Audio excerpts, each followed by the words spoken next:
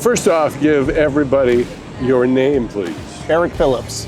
Eric, tell us about your automobile here. I've always admired these cars, and I think you have too, haven't you? Sure. Tell me the history of you getting the car. There's a good story there. Sure. Ever since I was a kid, I wanted one of these.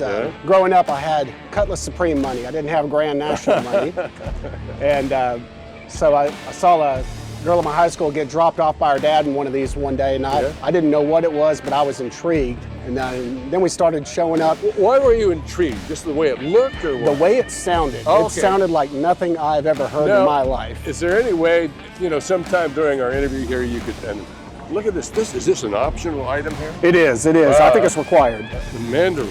Oh, wow. Okay. Nice. So maybe, is there a way we can get it to start? So Yeah, for sure. I want to hear that sound. Absolutely. Okay, so the story goes, you saw a girl get dropped off at school, is that right? That's right.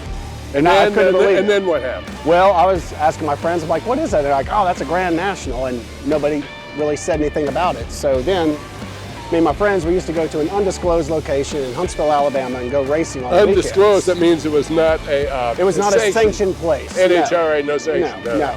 It was after hours. We would do it for a couple hours and then move along our way. Yeah. So these things started showing up, and at the time you had Fox body Mustangs, Novas, Chevelles, the occasional Corvette. Yeah. And these things started showing up, and they were absolutely hurting everybody's feelings. In a Buick. In a Buick. Kick their butt. In a Buick. A V6 at that. But there's more to the story than just the V6. That's man. right. You got some turbocharged action going on. This thing was way ahead of its time. Yeah. What year did it come out? In this form, 1985. Yeah. That was a hot air. In 86, they put an intercooler on it, and in 87, they did a few more tweaks, and you have this right here, and it ended up being the fastest production car that money could buy in 1987, 0 to 60. And So what was that time, 0 to 60? It was like 4.9 seconds. Yeah, which on today's standards might seem a little slow. That's right. I think a Kia Sorento can do 4.9 probably, right? But we're talking 1987. That's right. It was a different world then.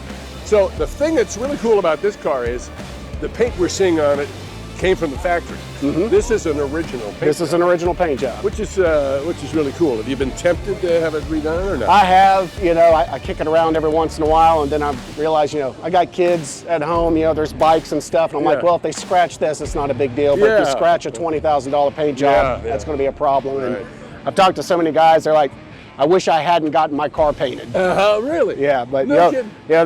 this car is actually steel. You can lean on it. Today's cars, you lean on a Suburban, it's going to dent a panel. So it's a real car. Not a whole lot on the interior, so it's a different time. Not one cup holder to be found, but it's got a cigarette lighter and 3 ashtrays. And reflective of the times. Yes, nice. absolutely. So tell me though, the Grand National was there was another model, wasn't there? Yes, there was the T-Type. Okay. So now there's also the GNX, but the T-Type, think about it like the GT 5-liter Mustang and then the 5-liter LX. The T-Type was a regular Regal that had this engine in it. And unfortunately, they were faster because they were lighter because they didn't have the appearance package. And then in 1987, they were lighter. They were lighter. How did they make them lighter? They had aluminum rims, aluminum bumpers, and aluminum brake drums. Wow. Now, how did you learn so much about the car? How did I did a lot of research. It helped having a Cutlass back in the day, so I already knew how to work on a G-body, but I just did a lot of research on these cars because the only way I can afford it is if I work on it myself. Okay. Plus, I'm just going to do a better job.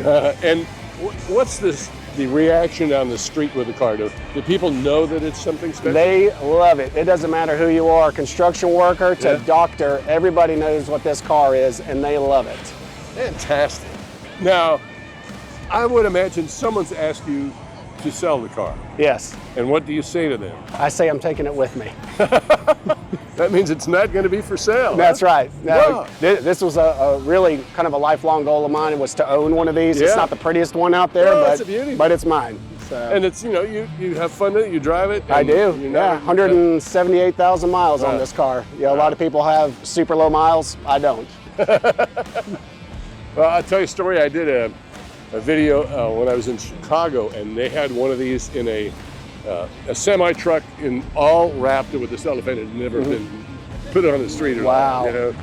But I like the fact that it's a real car Yes. that you get real enjoyment from, man. And I tell you, I've got, 5 cars, modern cars as well. Yeah. This is the most dependable car I own right here. Is it really? It really is. That's rocking, baby. Yes. Well, I'm so glad we got to talk about Yeah, your car. for sure.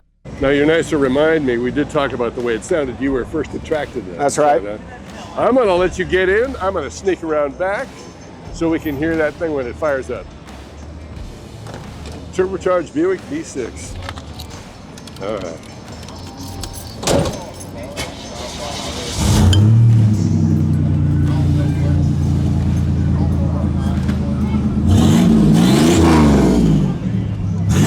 Nice deep throaty sound, isn't it? 18 pounds of boost.